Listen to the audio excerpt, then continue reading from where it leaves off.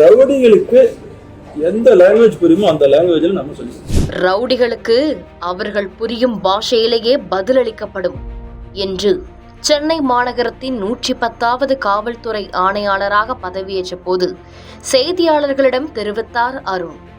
அவர் சென்னை மாநகரின் ஆணையாளராக பதவியேற்று ஓராண்டை நிறைவு செய்த நிலையில் குற்ற செயல்களில் சென்னை மாநகரம் எப்படி இருக்கிறது என்கிற கேள்வி நம் முன் எழுந்துள்ளது.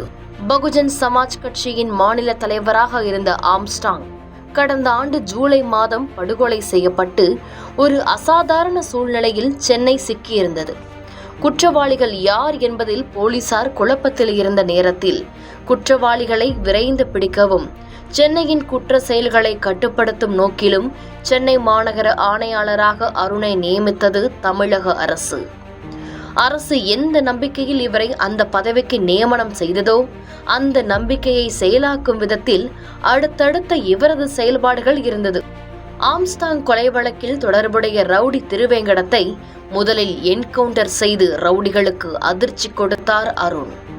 அதன் தொடர்ச்சியாக காக்கா தோப்பு பாலாஜி, ரவுடி சி சிங் ராஜா என அடுத்தடுத்து தொடர் என்கவுண்டர்கள் நடக்க ஆடி போனது சென்னை ரவுடிகள் கூடாரம்.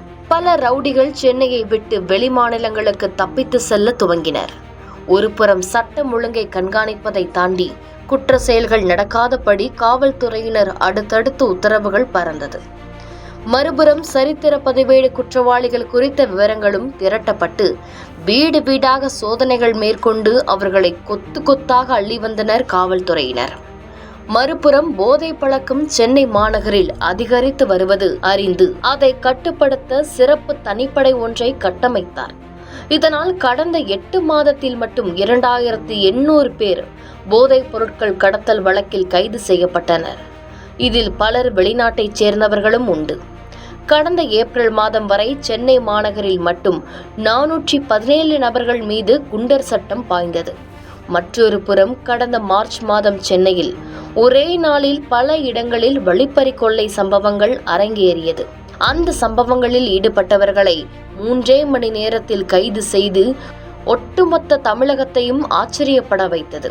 அதோடு அந்த வழிப்பறி கொள்ளை சம்பவத்திற்கு மூளையாக இருந்த ஈரானிய கொள்ளையன் ஜாபர் என்பவனை என்கவுண்டர் செய்து ரவுடிகளையும் கொள்ளையர்களையும் கதற விட்டவர் ஆணையாளர் அருண். சென்னையில் ஒயிட் காலர் ரவுடிகள் பலரை நேரடியாகவே எச்சரிக்கை செய்தது காவல்துறை. கட்ட பஞ்சாயத்து செய்வது, இடங்களை ஆக்கிரமிப்பு செய்வது என சென்னையில் பந்தாவாக வலம் வந்த டிஃபெண்டர் பாய்ஸ் கூட்டம் அருணின் ஆக்ஷனுக்கு பயந்து வெளிநாட்டிற்கு தப்பி சென்று விட்டனர். கிழக்கு கடற்கரை சாலையில் பந்தாவாக பவர் காட்டி வந்த அஜய் வாண்டையாரையும் அலேக்காக தூக்கி குண்டாஸ் போட்டது காவல்துறை. மற்றொரு புறம் பிரபல ரவுடிகள் ராக்கெட் ராஜா, நெற்குண்டம் சூர்யா, லெனின் மூவரும் சென்னை நகருக்குள் வரவே தடை உத்தரவு பிறப்பித்தார் அருண். இப்படி சகல செல்வாக்கிலும் உள்ளவர்களையும் ஆட்டி பார்த்த ஆணையாளர் அருணின் ஆக்ஷனில் ஒட்டுமொத்த சென்னை மாநகரமும் ஆச்சரியத்துடனே பார்க்கிறது. அண்ணா பல்கலைக்கழக மாணவி விவகாரத்தில் குற்றவாளியை உடனே கைது செய்தாலும் அரசியல் பின்புல அழுத்தத்திற்கு இவர் உட்பட்டு விட்டார் என்கிற விமர்சனம் இவர் மீது எழுந்தது. அதேபோல் அதிகமான என்கவுண்டரை இவர் மேற்கொண்டுள்ளார் என மனித உரிமை ஆணையத்திலும் இவர் மீது புகார் உள்ளது. இந்த விமர்சனங்களுக்கு தனது செயல்பாட்டின் மூலம் இவர் பதில் அளித்து வருகிறார். மற்றொரு புறம் பொதுமக்கள் தங்கள் குறைகளை எளிதாக இவரிடம் சொல்லலாம், எளிதாக இவரை அணுக முடியும் என்கிற பெயரும் இவருக்கு உள்ளது.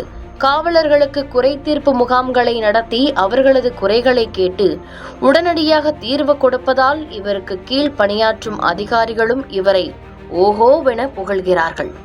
சென்னையை ஆட்டுவித்த ரவுடிகளுக்கு தனது ஆக்டோபஸ் கரங்களால் பதிலடி கொடுத்து வருகிறார் அருண் என்பதே நிதர்சனம். குற்ற செயல்கள் இல்லா மாநகராக சென்னை மாற வேண்டும் என்பதே அனைவரின் எதிர்பார்ப்பு.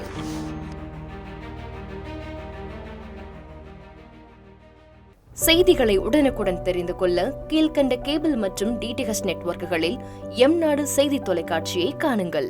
பாதகம் செய்பவரை கண்டால் நாம் பயம் கொள்ளலாகாது பாப்பா. மோதி மிதித்துவிடு பாப்பா, அவர் முகத்தில் உமிழ்ந்துவிடு பாப்பா. அண்மை செய்திகளை உடனுக்குடன் தெரிந்து கொள்ள இணைந்திருங்கள் எம்நாடு தொலைக்காட்சியுடன்.